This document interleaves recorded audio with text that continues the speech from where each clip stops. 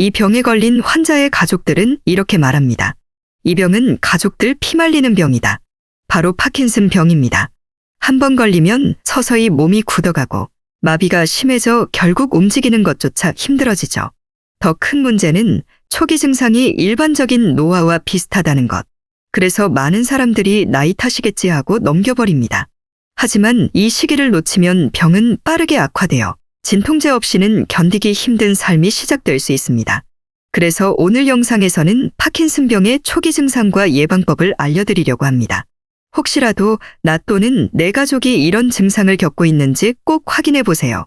안녕하세요. 여러분들의 같이 있는 시간 가시TV입니다.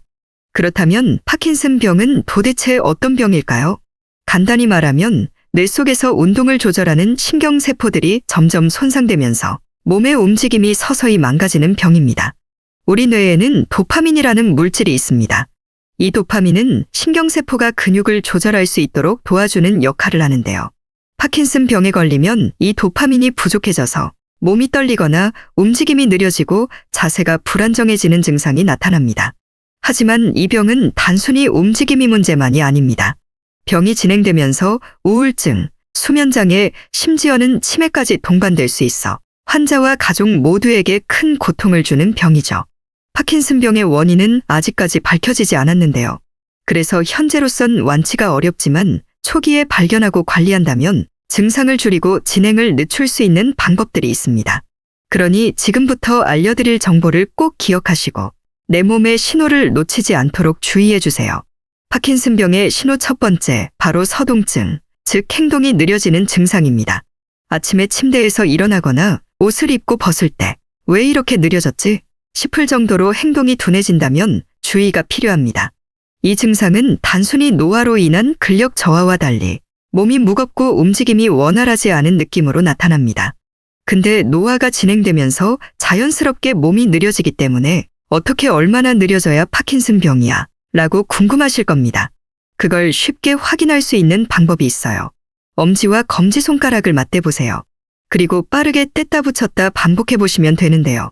만약 이 행동이 빠르게 되지 않고 뭔가 버벅거린다면 파킨슨병으로 인한 서동증일 확률이 높습니다. 파킨슨병의 신호 두 번째, 떨림입니다. 가장 대표적인 증상 중 하나인데요. 예를 들어 가만히 앉아있을 때 손가락이 떨린다면 단순한 스트레스나 피로가 아니라 파킨슨병의 신호일 수 있습니다.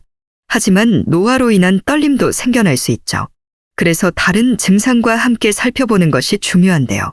이때 나타나는 대표적인 다른 전조 증상들이 바로 후각이 약해지거나 변비가 생기거나 렘 수면 행동 장애가 나타납니다. 후각 약화는 파킨슨병이 뇌의 도파민을 줄여 후각신경에 영향을 미치면서 냄새를 잘 맡지 못하게 되는 증상입니다. 이건 파킨슨병이 시작되기 전에도 나타날 수 있습니다. 변비는 자율신경계가 영향을 받아 장의 운동을 조절하는 신경이 약해지면서 발생하는데요. 이로 인해 장의 움직임이 둔화되고 변비가 생기죠.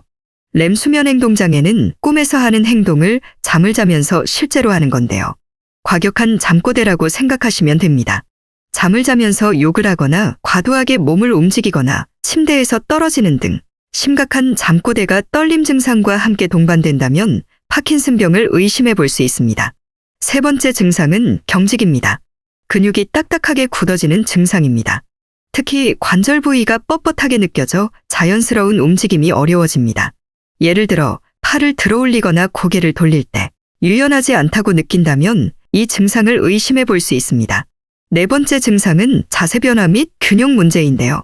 초기에는 미묘하지만 걷는 자세가 이상해지거나 균형을 잡기 어려워집니다. 예를 들어 걸을 때 몸이 한쪽으로 기울거나 갑작스러운 움직임에 반응하기 어려운 경우가 있습니다. 이는 근육과 신경의 연결이 약해지면서 발생합니다.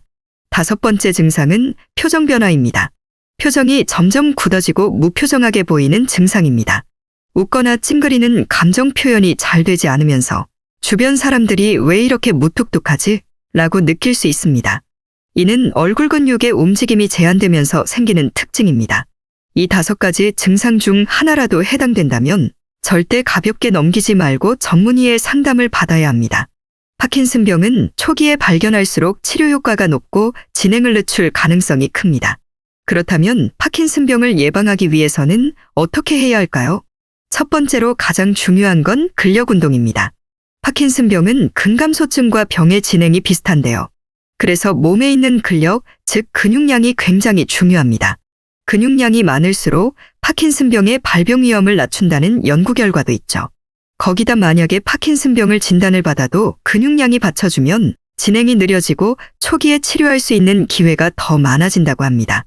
유산소 운동과 근력 운동을 병행하면 뇌의 혈류를 촉진하고 신경세포의 손상을 막는 데 도움을 줘서 파킨슨병의 예방에 탁월한 효과를 가져오니 꼭 꾸준하게 운동을 하시길 바랍니다. 두 번째는 식습관인데요. 파킨슨병에 좋은 식습관이 있습니다. 바로 유명한 지중해식 식단이죠. 지중해식 식단, 간단히 말하면 신선한 재료로 뇌와 몸을 건강하게 지키는 식단입니다. 주로 먹는 건 과일, 채소, 통곡물, 올리브 오일, 생선 같은 건강한 음식들입니다. 버터 대신 올리브 오일, 흰쌀 대신 통곡물, 고기보다 생선과 해산물, 여기에 견과류랑 요거트까지 더해주면 됩니다. 지중해식 식단이 파킨슨병 예방에 좋은 이유는 이 식단에 뇌 건강에 유익한 영양소가 풍부하게 들어있기 때문인데요. 지중해식 식단은 과일, 채소, 견과류, 올리브 오일을 주로 섭취합니다.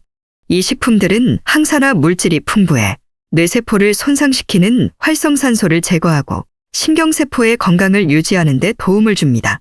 그리고 올리브 오일, 아보카도, 견과류에 포함된 불포화 지방산은 뇌를 보호하고 염증을 줄이는 효과가 있습니다. 특히 염증은 파킨슨병과 같은 신경퇴행성 질환을 악화시키는 주요 원인인데요. 건강한 지방 섭취로 염증을 억제할 수 있습니다.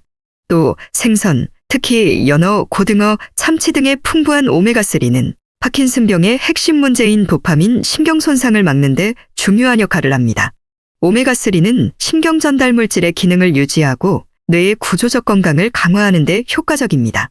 지중해식 식단은 전반적으로 뇌의 염증을 줄이고 신경세포를 손상시키는 요인을 예방하는 데 효과적입니다. 연구에 따르면 지중해식 식단을 꾸준히 유지하는 사람들은 파킨슨병뿐만 아니라 치매와 같은 다른 신경퇴행성 질환의 발병률도 낮아진다고 합니다. 결국 지중해식 식단은 단순히 건강을 챙기는 것 이상의 의미를 가집니다. 뇌와 신경을 보호하고 파킨슨병과 같은 질환의 위험을 줄이는 효과적인 방법 중 하나라는 거죠. 마지막 세 번째는 수면의 질을 높이는 겁니다. 충분한 수면과 스트레스 관리는 단순히 몸을 쉬게 하는 것 이상의 역할을 합니다. 특히 파킨슨병과 같은 신경퇴행성 질환 예방에서는 필수적인 요소인데요. 그 이유를 자세히 알아볼게요. 수면은 뇌가 스스로를 치유하고 회복하는 시간입니다. 그런데 잠을 제대로 못 자면 뇌의 독소가 배출되지 않고 쌓이면서 뇌 신경세포가 손상될 위험이 높아지죠. 또한 만성 스트레스는 뇌의 염증을 유발하고 도파민 신경의 손상을 가속화시켜 파킨슨병의 발병 가능성을 높입니다. 결국 수면 부족과 스트레스가 쌓이면 뇌는 점점 약해지고 신경퇴행성 질환의 문턱에 서게 되는 겁니다. 그렇다면 뇌 건강을 위해 어떻게 수면의 질을 높일 수 있을까요?